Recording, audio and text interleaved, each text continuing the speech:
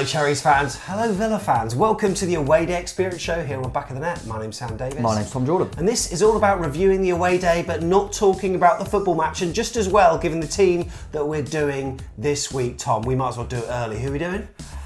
I mean, I did say Villa, right? You did, yeah. It's Aston Villa. And look, in the game itself, they beat us 3-0. But we're not bitter. Forget about that. And it doesn't matter, because we won't be talking about the football whatsoever. And this Away Day Experience Show does exactly that. It's all about the fan experience, Tom. Yeah, as an away fan, what it's like going to the game, and nothing to do with the football on the pitch. So yeah, we go through a different number of categories, don't we? Start off with the pre-match experience, so what it's like getting there, what you do beforehand, probably a pub, and see how that is. Talk about the concourse and the refreshments inside the stadium. Then we talk about the stadium and the view in general. Go into the atmosphere, what the atmosphere was like from the home fans predominantly. And then we talk about the people themselves and what they were like. So yeah, nice number of categories there to then dissect it all and put them in a tier list. Yeah, we do. And of course there are certain variables when it comes to these away games, such as the weather, the time of the kickoff and stuff, even the day it's on, which we can't control, which maybe has an effect on how we score these, because what we do, all those categories that Tom said, we score them out of 10, and it helps to form an overall grading on our tier list. And the tier list is right here. This is the tier list so far, and I'll tell you what, it's looking quite good. Is anyone going to join Newcastle at the top? But there's a few different categories, Tom, right? Yeah, so as you mentioned, Newcastle right at the top at the moment in banging visit. That was a banging Everything you want for an away day and then some. Then we go decent day. Exactly what it says on the tin. It was a decent day. We're happy with it. Quite a few in there at the moment. Then we got can't complain, so kind of exactly what I expected from it. Middle of the road. Then Mare not the best, which Wolves have recently joined Chelsea in, so a little bit underwhelmed. And then right at the bottom, I didn't want anyone to be in there, but there's two in there at the moment. In what a waste of petrol, horrible away day. Horrible. Okay then, so we're doing Villa. I've been there a few times before. Yeah, I've always got a relatively positive view of an away day there, but will that change? Yeah. Right, so pre-match experience then, because the train strikes. By the way, I think RMT, the rail union, have sorted it now, so that they're going to be paying a little bit more, so we might not have as many train strikes, if any. Happy days. But it meant that we couldn't catch the train, so we drove up there, but travelling up there from Bournemouth, only about 3 hours just over, and the roads were a little bit busier, but it wasn't too bad. Wasn't too bad, yeah. Can't do anything about it. There was a bit of traffic and stuff on there. I think there was some sort of crash on the way. But yeah, not too bad, as you say, and quite handy that there was a bit of street parking and things like that, so that was all good. We went into, I forgot the name already. Barton's Arms. Barton's There's a few different choices. I think there's the Witten Arms. That's it. But they charge to get in, do they? Or is it? Oh yeah. There's the U Tree as well, but apparently that wasn't open. I don't know if it's been closed down. I mean, if it's like Operation U Tree, then maybe that's why. I don't know. I don't think it is. But we went to the Barton's Arms, which is further away from the ground to the south, and it's maybe some Villa fans have said themselves a less scenic walk, because you could walk through Aston Park, which is very beautiful, and a lush sort of journey to Villa Park, but we walk through the back streets. But you know what? It's a gritty feel of what it's like in Birmingham, right? Not bad for yeah. But yeah, the Barton's Arms is a sort of Thai gastro pub. Does some good beers there, like Star of Prime. But nearby there is some street parking available, because it is about an 18-minute walk to Villa Park. So we parked up relatively well, went straight in, had a table. We had one booked, also a bar table at the front as well, but relatively easy to get a beer in there, mate. Yeah, not too bad.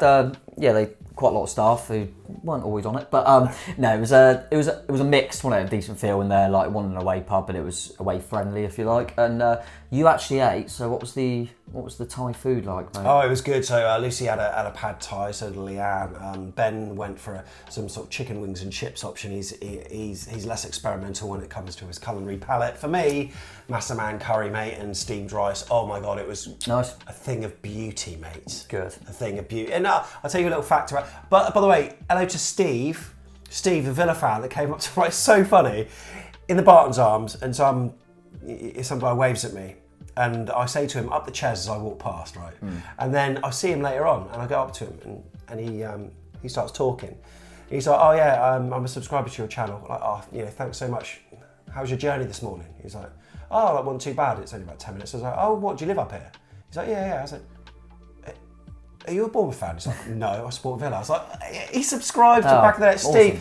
Steve told me some facts about the Barton's Arms, including like in the restaurant out the back, there's a like claret and blue like tiling and like stained glass windows and stuff, and it's because folklore has it that the cricket team at the time, back in 1874 or whatever it was, there was a cricket team around the area, and in the winter they always used to go to the pub, and from that Aston Villa formed. So there's like claret and blue tiling all around the place, something along those lines. Steve, if I got it right, correct me in the comments if so. Food was good, beer was good because it's Star of Pramen, and it was a good vibe. But I do like a mixed pub as well. Yeah, not too bad at all. Yeah, I always like a beer garden. Didn't have a beer garden. I do like a beer garden. Yes, it did. But had the roadside.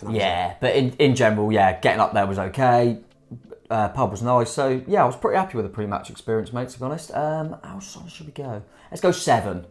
Solid 7 out of 10. Tom goes there for pre-match experience. And look, it was an 18-minute walk to the ground. If you want to get some freebies, who needs Gumtree when you've got sofas on the streets, mate? There's a fridge freezer that I was looking at. Tell you what, could have picked up some of those and decked out my living room. I thought it was Tyrone Mings when I saw the fridge in front of me. I thought, yeah, beast. But yeah, nice fridge, wasn't it? But walk to Villa Park, and we'll talk about the stadium next because I absolutely love it. But we're going to hop onto the concourse and refreshments. So as soon as we got in, it's an alright concourse. It's a little bit small. Yeah, I suppose so. But yeah, I didn't mind it too much. It's kind of your standard concourse, I would say. Yeah, not too bad.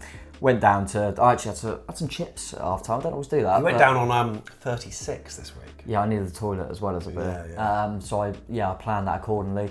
But yeah, did you say chips were £2? They were like a couple of quid. They were a bit more. They were £2. Yeah, they were quite cheap, I thought. And like stadiums that do chips, yeah, why not? Yeah. I went for, but they had quite a few. There was like a nacho dog, like a hot dog nachos thing. Yeah. Tell you what, this sounded good. Yeah, so I had some decent options there, and then I thought, I'm gonna have Carlin or something. Oh no, Amstel. I thought, I'll take that.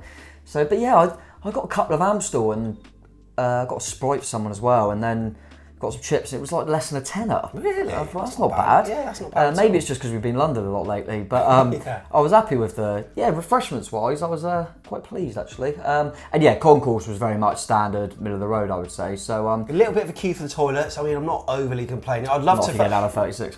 Yeah, it's worth checking out Access Advisor. We'll put the card in the on the screen because Rob Trent, he's a Bournemouth fan, and he travels in his motorised wheelchair, so he gives an accessibility view of what it's like going to different grounds and stuff. And I hope he wouldn't have had to go through the concourse because it was very crowded at times. Yeah, sure. Let's give a grade for this first. Yeah, I'm going to go same again, Mel. I'm going to go for a solid 7 for that. Yeah, pretty happy with that. 7 for concourse and refreshments. And yeah, I mean, I do like Villa Park. I like a stadium that isn't a bowl.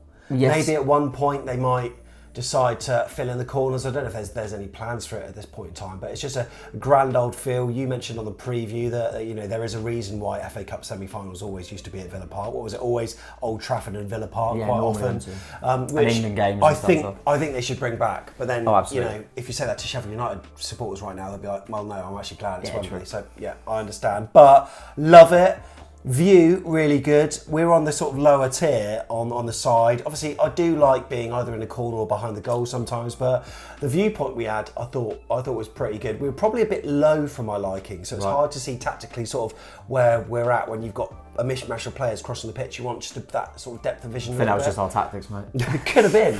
But one thing I noticed about Villa Park, and I've sort of noticed this before, is that it's a big stadium, but you're so close to the pitch. We were like right on top of them, which I thought was really nice. And some stadiums you go to where you do feel like you're really distant. Yeah, that not at all. And I'm similar to you. I normally favour behind the goal, but I actually quite enjoyed this one. I quite enjoyed the view. As you say, a little bit. It felt like we were a bit closer. We had a bit of sun. We had a bit of rain, mate. We had all sorts. Yeah, but in terms of the stadium itself, it's one of my favourites. I really like Villa Park. Like I said, I don't know if it's that historical thing, but I just think it's a really nice stadium. Do really like it. So, and I was happy with the view. So I'm gonna have to go really strong here. I'm gonna go for a 9.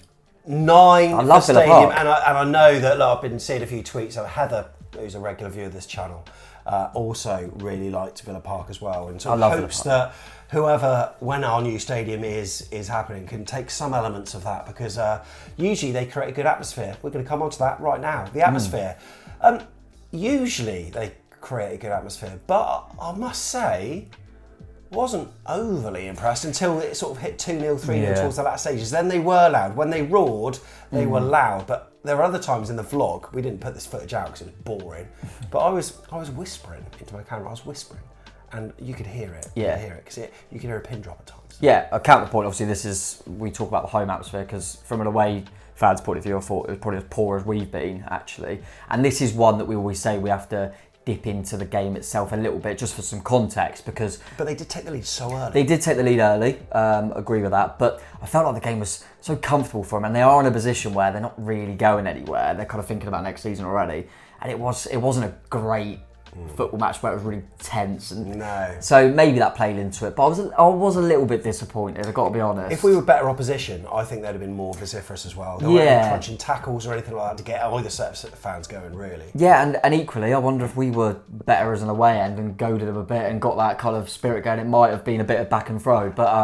and this is one thing that we've got to say, because some people that are watching this are saying, "Oh, what are you saying? Our atmosphere is crap. We've been to Dean Court and we know what it's like there." It's crap. It has been, and we're also not rating our away fans on the day as well, because we know that we were poor. Yeah, no, of course. But yeah, I was just a little bit... I remember a few times, like, because we're quite close to some Villa fans and you always have a bit of banter, and there was a few when we were chanting about Library, like all them standard chants. So I was kind of, like, a few of them looking over and I was going, you are winning. Because it was really dead. But as you say, I think second half, and when they got that second and then started having loads and loads of chances...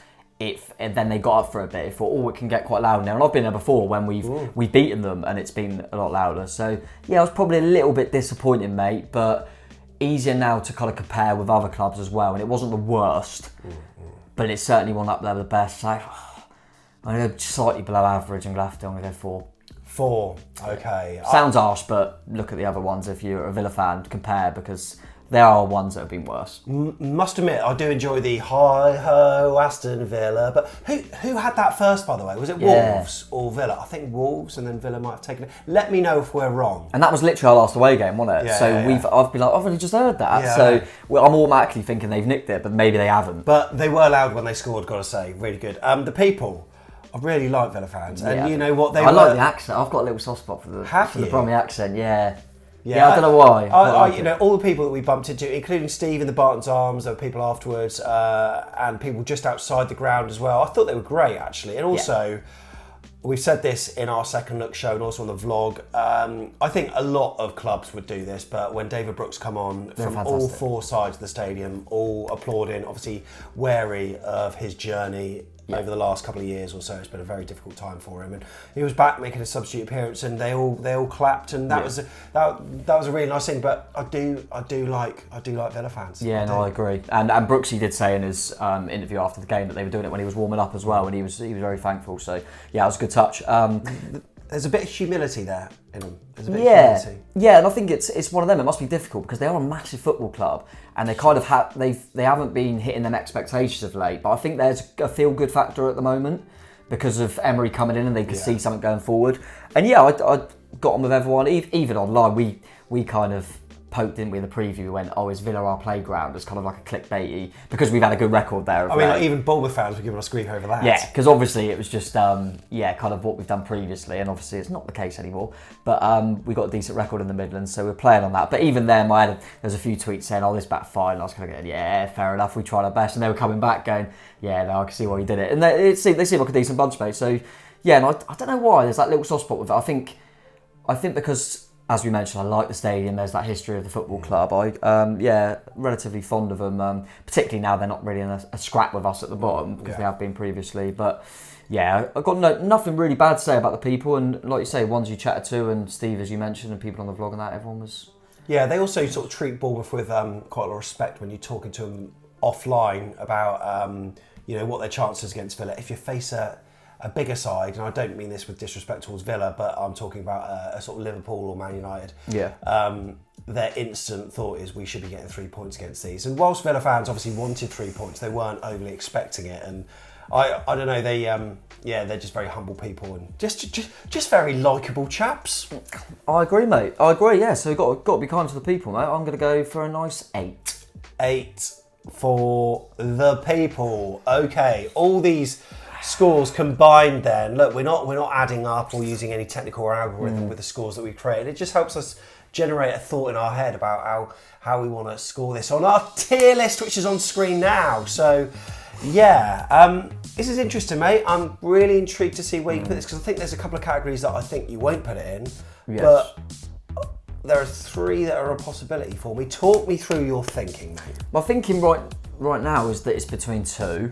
That as you can see, I enjoyed the away day, apart from the game. I think I'm debating between 2. The reason it's good, I was debating between decent day and can't complain.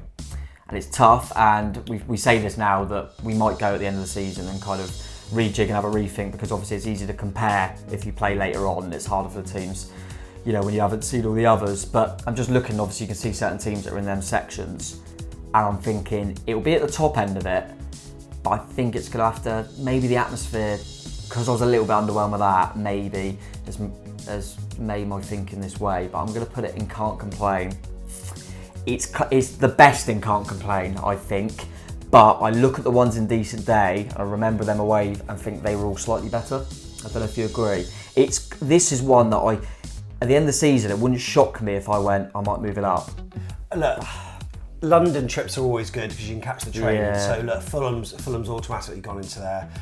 Brentford and Arsenal. Brentford was new as well. It was the first time we've been there. Arsenal, Emirates, lovely, blah blah. I think the other ones were really sunny days, and they were like you sit in a beer garden. Like the weather in the Midlands was all over the place, wasn't it? Like we had a bit of sun, we had some rain as we left the stadium, which kind of mirrored how we felt actually, the optimistic feel, and then the pessimism at full time. I was erring between decent day and can't complain. If you're calling can't complain, mate. You can't. Yeah, no, I'm happy with that. Yeah, I think it's I think it's a tough. It's probably one of the closest ones I've said to being teetering on 2. Well, should we put it like just make it feel better, like do it for now. But as I say, if you want to keep an eye on it, because at the end of the season we're going to try and order them all in exact order, and then we might even rejig a few things. And I think Villa's one that's pushing on. Yeah, it's a tough call that, because I do love Villa Park, do love it, but I'm just going to put it in can't complain. Can't complain then, Villa fans. Hope you're okay with that. I bet you're still probably aggrieved, aren't you? They're above Wolves, and we beat Wolves. So if you ever want, we're not bitter. If you ever want to be, what's the word? We beat Wolves, and they're lower than you. So it's nothing to do with on the pitch, clearly, because your away day, we'll finish on a high, is miles better than Wolves. Yeah, you even sing the song. And also, if you watched the series we did last year, where we did every championship game, Birmingham didn't do too well. No, and we always absolutely pissed them. Yeah, and that is our playground, St Andrews. St Andrews is our official playground for sure. Yeah. Right, thank you for watching. Look, if you've enjoyed this kind of content, there's more on the way. We'll be going to the rest of the Premier League grounds, we'll be grading it, and we'll be recalibrating it at the end of the season. There's vlogs, there's previews, there's all sorts of chats with Cherries heroes and more on this channel. This guy talks all the time because he is a legend, of course. Yeah. 5 to go. Yeah, there's a like button. You could press that if possible, and a little red subscribe button as well. If you press that, we would truly appreciate your support because it means a lot to us. But from myself and Tom, up the chairs. Up chairs.